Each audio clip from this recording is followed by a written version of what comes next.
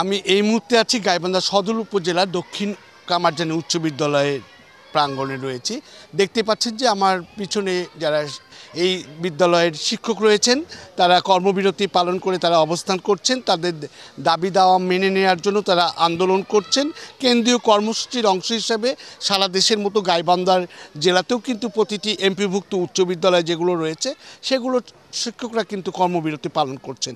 তা আমি এখন দেখাতে চাই যে এই বিদ্যালয়ের যে শিক্ষকরা রয়েছেন তারা কিন্তু আপনার হচ্ছে এই কর্মবিরতি পালন করে তাদের দাবি দেওয়া আদায়ের জন্য তারা প্রতিবাদ সমাবেশ করছেন। এই সরকারের কাছে তারা তাদের দাবি বাস্তবায়নের জন্য তারা আন্দোলন করছেন। তা আমি জানতে চাই যে আপনাদের দাবি দেওয়াটা কি বা আপনারা চাচ্ছেনটা কি?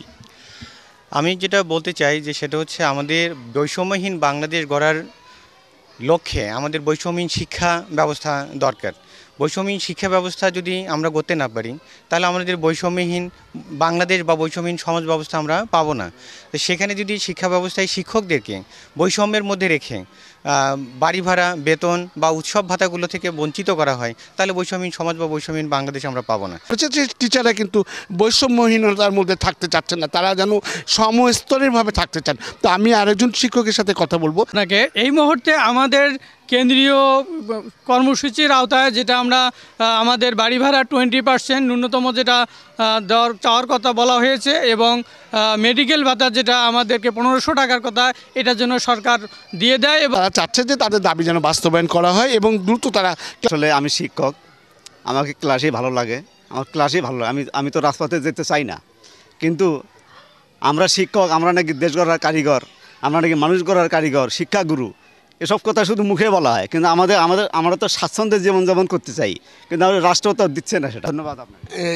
আসলে সবারই এরকম শিক্ষকদের দাবি যে তাদের দাবিটা যেন অতি অবিলম্বে যেন বাস্তবায়ন করা হয়। আমি এখন এই মুহূর্তে দক্ষিণ কামারজানি উচ্চ বিদ্যালয়ের প্রধান শিক্ষক মাহফুজা আক্তার বানুর সাথে কথা বলবো। আমি জানতে চাই আসলে আপনাদের এই আন্দোলনটা তো আপনারা দীর্ঘদিন দাবি করে আসছেন, এই বাস্তবায়নের দাবিতে আপনারা আসলে দাবি বাস্তবায়নের ক্ষেত্রে আরও কী কী কাজ করবেন বা এখন আপনাদের অবস্থানটা কোথায়? বিসমিল্লাহির রহমানির রহিম।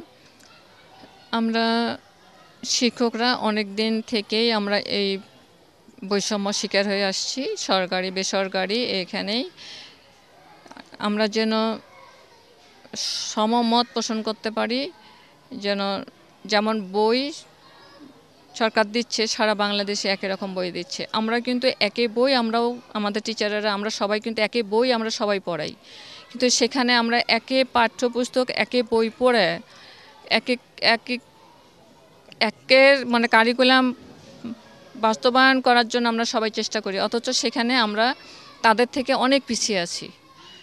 আমার চাওয়া একটাই যে আমরা যেন সবাই মানে এই মাধ্যমিক স্তরটা এত অবহেলিত যে এটা যেন সমমর্যাদা পায়। ধন্যবাদ। শুনলেন যে আসলে প্রধান শিক্ষক যেটা জানালেন যে আপনার হচ্ছে এই কারিকুলাম অনুযায়ী বা পাঠ্যপুস্তক অনুযায়ী যেটাই বলি না কেন বা সময়টা যদি বলি, স্কুলের টাইম টেবল অন্যান্য স্কুলের মতো কিন্তু এই মাধ্যমিক স্কুলগুলো যেটা এমপিভুক্ত রয়েছে সেই স্কুলগুলো কিন্তু শিক্ষকরা কিন্তু দায়িত্ব পালন করে আসছেন। তারা দীর্ঘদিন থেকে দাবি করে আসছে এই বৈষম্যহীনতার জন্য না থাকে এবং তাদের জন্য চিকিৎসা ভাতা এবং বাড়ি ভাড়াটার জন্য যেটা তাদের দাবি সেটাই তারা বাস্তবায়নের দাবি জানাচ্ছেন। আসাদুজ্জামান মামুন, চ্যানেল 24, গাইবান্ধা।